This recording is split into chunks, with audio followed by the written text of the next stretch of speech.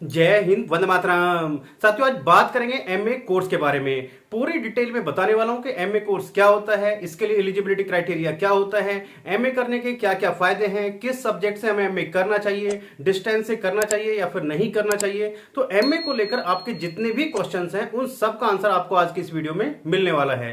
तो साथियों, आज की वीडियो बहुत ही इंफॉर्मेटिव होने वाली है, तो वीडियो में अंत तक बने रहिएगा। और यदि आप चैनल पर पहली बार आए तो चैनल को जरूर सब्सक्राइब कर लीजिएगा, बेल आइकन प्रेस कर लीजिएगा, क्योंकि मैं आपके लिए इसी तरीके की इंफॉर्मेशन वीडियो लाता रहता हूं। तो साथियों, बात करते हैं एमए कोर्स के बारे में। तो यदि फुल फॉर्म की बात करें तो फुल फॉर्म होती है साथियों मास्टर ऑफ आर्ट, यानी कि आपका एक पोस्ट ग्रेजुएशन का ये डिग्री प्रोग्राम है जिसको आप ग्रेजुएशन के बाद कर सकते हैं। ऐसा नहीं है कि आपने ग्रेजुएशन में बीए किया है तभी आप एमए कर सकते हैं, तो ऐसा नहीं है। यदि आपने बीएससी किया है, बीटेक किया है, बीबीए किया है, यदि कोई भी आपने ग्रेजुएशन कोर्स किया है तो आप एमए कर सकते हैं।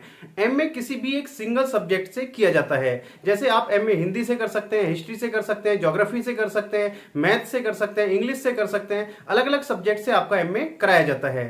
अब बात करें साथियों, एमए आप तीनों ही मोड में कर सकते हैं। रेगुलर भी कर सकते हैं, प्राइवेट भी कर सकते हैं और डिस्टेंस से भी कर सकते हैं। तो तीनों ही मोड में आप अपना एमए डिग्री कर सकते हैं। अब बात करें साथियों का एमए सभी जो जैसे आपने बीए किया है तो बीए के बाद में आप किसी भी सब्जेक्ट से एमए कर सकते हैं, तो ऐसा नहीं है।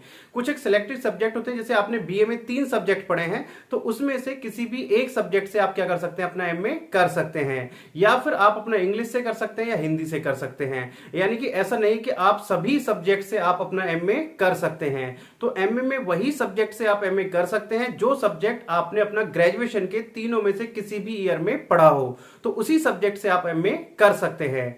अब बात करें साथियों एमए करने के क्या फायदे हैं, एमए करना चाहिए या फिर नहीं करना चाहिए। साथियों, एमए आपका क्या है, पोस्ट ग्रेजुएशन डिग्री प्रोग्राम है, जिसको करने के बाद आप क्या हो जाते हैं, पोस्ट ग्रेजुएट हो जाते हैं। इसके बाद में आप अगर आप एमए कर लेते हैं तो आप यूजीसी नेट का एग्जाम दे सकते हैं। और यदि आपका यूजीसी नेट का एग्जाम क्लियर हो जाता है तो आप एलिजिबल हो जाते हैं कॉलेज या यूनिवर्सिटी में एज असिस्टेंट प्रोफेसर पढ़ाने के लिए। और यदि आपका यूजीसी नेट में अच्छा स्कोर आ जाता है तो आपको मिल जाता है जेआरएफ, जूनियर रिसर्च फेलोशिप, जिससे आप अपना सेंट्रल गवर्नमेंट यूनिवर्सिटी या स्टेट गवर्नमेंट यूनिवर्सिटी से अपने सब्जेक्ट में क्या कर सकते हैं, पीएचडी कर सकते हैं, रिसर्च कर सकते हैं, जिसमें आपको अमाउंट मिलता है और 5 साल तक ये अमाउंट दिया जाता है। और जो अमाउंट है काफी अच्छा अमाउंट दिया जाता है। 3 साल तक आपको दिया जाता है जेआरएफ, जूनियर रिसर्च फेलोशिप, और 2 साल तक आपको दिया जाता है एसआरएफ, सीनियर रिसर्च फेलोशिप। ये अमाउंट उन्हीं को दिया जाता है जो बच्चे रिसर्च करते हैं, यानी कि पीएचडी करते हैं। अब बात करें साथियों, यदि आपका यूजीसी नेट में अच्छा स्कोर नहीं भी आता है तो भी आप अपना क्या कर सकते हैं, कॉलेज या यूनिवर्सिटी में एज असिस्टेंट प्रोफेसर पढ़ा सकते हैं। इससे आगे बात करें साथियों, यदि आपको प्राइवेट यूनिवर्सिटी की तरफ जाना है तो आप एमए के बाद अपना प्राइवेट यूनिवर्सिटी से भी अपना पीएचडी कर सकते हैं, यदि आपका यूजीसी नेट का एग्जाम क्लियर नहीं होता है। अब इससे आगे बात करें साथियों, जैसे ही आप पोस्ट ग्रेजुएट हो जाते हैं तो आप पीजीटी के लिए एलिजिबल हो जाते हैं। आप पीजीटी के फॉर्म भर सकते हैं यदि आपने अपना बीएड किया हुआ है। काफी सारी स्टेट में बीएड कंपलसरी नहीं है और काफी सारी स्टेट में आपका बीएड कंपलसरी है कि पीजीटी के लिए आपने अपना पोस्ट ग्रेजुएशन किया हुआ हो और साथ के साथ अपना बीएड किया हुआ हो, तो तभी आप पीजीटी के लिए फॉर्म भर सकते हैं।